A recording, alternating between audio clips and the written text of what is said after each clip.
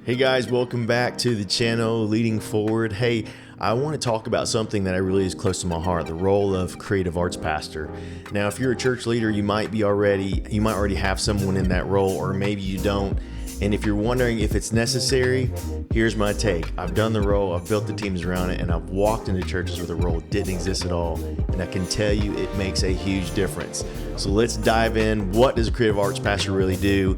And why does it matter so much? And what happens when this role is missing? Here we go.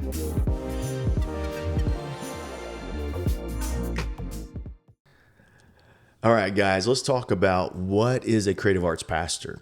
The role goes way beyond stage design or running lights. A creative arts pastor is, in my opinion, a strategic leader who helps translate the vision of the church into a clear, compelling experience that allows people to engage with the gospel, not just hear it, but feel it. And the role often oversees several areas. So they oversee, worship service planning and alignment.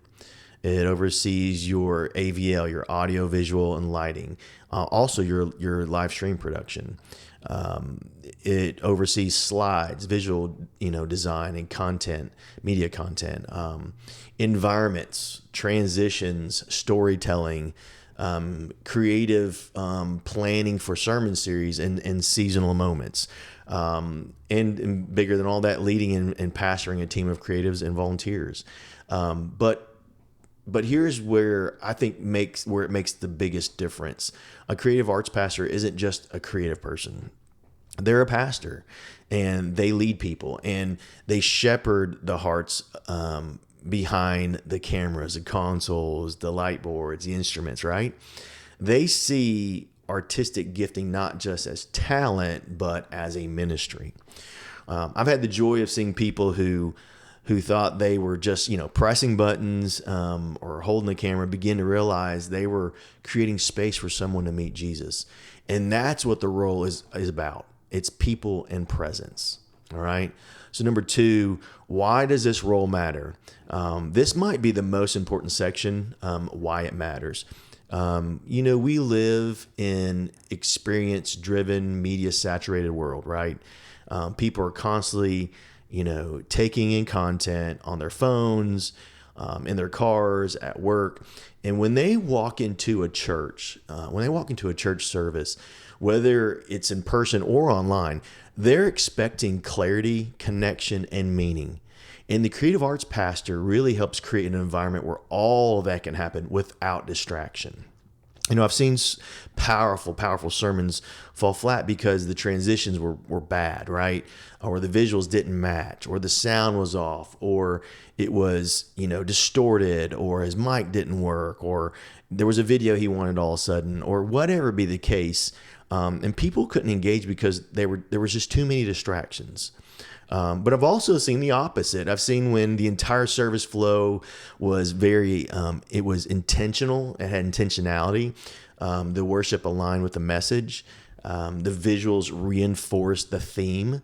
The stories, they connected with the people emotionally.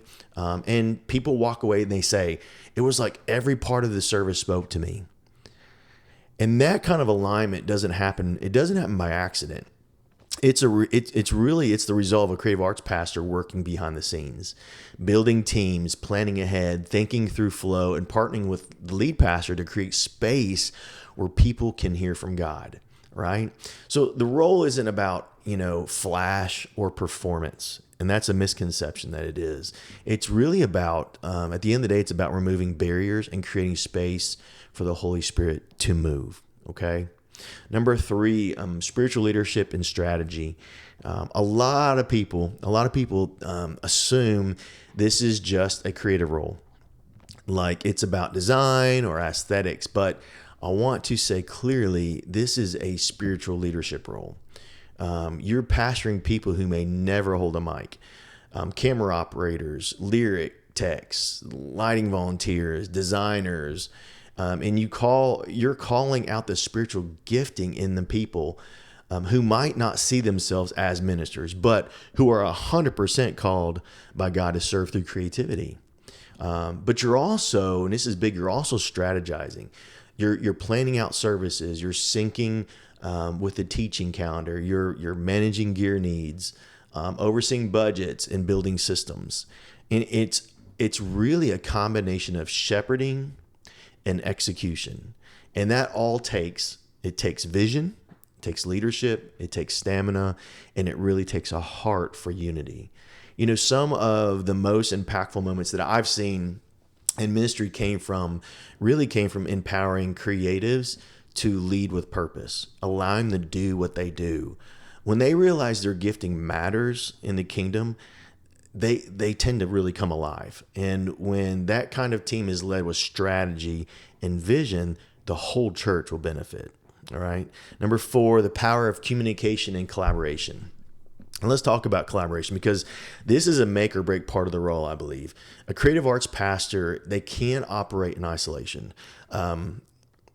You have to be deeply connected to the lead pastor and the rest of the team. It's not enough. It's not enough to get a sermon title on, say, Thursday and try to throw something all together. It's not. The best moments happen when you're involved early, I believe. When you understand the heart behind the message, the spiritual direction of that season, and the desired outcome of the service. Those things are so vital, and it takes time to process all that and make sure it's cohesive. And it really takes real communication. And this is where I find a lot of churches struggle, communication. And so I think there's questions you need to ask yourself when you're going through this process what are you sensing God wants to say through this series? It's a question to ask, right? This can give you so much clarity. Is there a burden or a breakthrough we're praying for in this season as a church? What tone should the service carry? Is it celebration? Is it invitation? Is it challenge? Is it reflective? What is it? And then, you take that insight and you build around it. So you build around the music, the visuals, the transitions, even the silence, which we don't typically do well, even the silence. So you design the environments to match the mission, okay? And this is also where alignment with your worship techs, kids, comms teams becomes vital, it becomes essential. When everyone's collaborating and moving together, the weekend feels seamless, or can feel seamless. And when it's not, it feels confusing, it feels chaotic, right? So if you're a lead pastor and you're watching this, what I would encourage you, and I can't encourage you enough, actually, don't just give your creative arts pastor tasks. You need to give them access to your heart. Bring them into the journey. When that happens, your services will become more than content. They'll really become ministry moments where you can really tell the story of what's going on, right? So number 5, what happens when this position is missing? So let me tell you from my experience, you start to feel it really quickly. Services can feel disconnected. Worship and teaching don't necessarily align. Transitions are awkward. Nothing just feels cohesive. And when that happens, honestly, people mentally check out. Not because they don't care, but because there's no flow. And people will recognize, I believe they recognize when there's something not right, when it feels awkward or it looks awkward, right? I think those things, they become distractions, and it loses, that cohesiveness. And also the team suffers. Worship leaders, they're kind of expected to carry the load of creative planning, production, and design on top of leading music. And that happens, they burn out. Volunteers, they lack direction, and people feel like they're just checking boxes instead of serving with purpose. Creatives disengage. Designers, photographers, writers, filmmakers, people with those incredible gifts, they drift away because there's no leadership outlet for them. And you lose a generation of potential kingdom builders simply because they didn't have a space to belong. And they're in your congregation, trust me. And excellence, it actually tends to disappear. Without vision and leadership, the little things start slipping. Slides aren't ready. Videos are low quality. The room feels outdated. The sound was distorted, or the video didn't work, or you didn't hear it, you saw it, or it just shut off too quick, or the graphic didn't come up the right way, or the color coding was bad. And here's the thing: while we're not here to impress people, I want you to get that feel. We're here to remove distractions, and sloppiness, it really does the opposite, in my opinion. And I think the message suffers when creativity is reactive instead of intentional. I believe the gospel message, which should be the clearest thing in the room, gets buried under confusion and chaos. And the absence of this role doesn't just create inconvenience. It creates, I think, missed opportunities.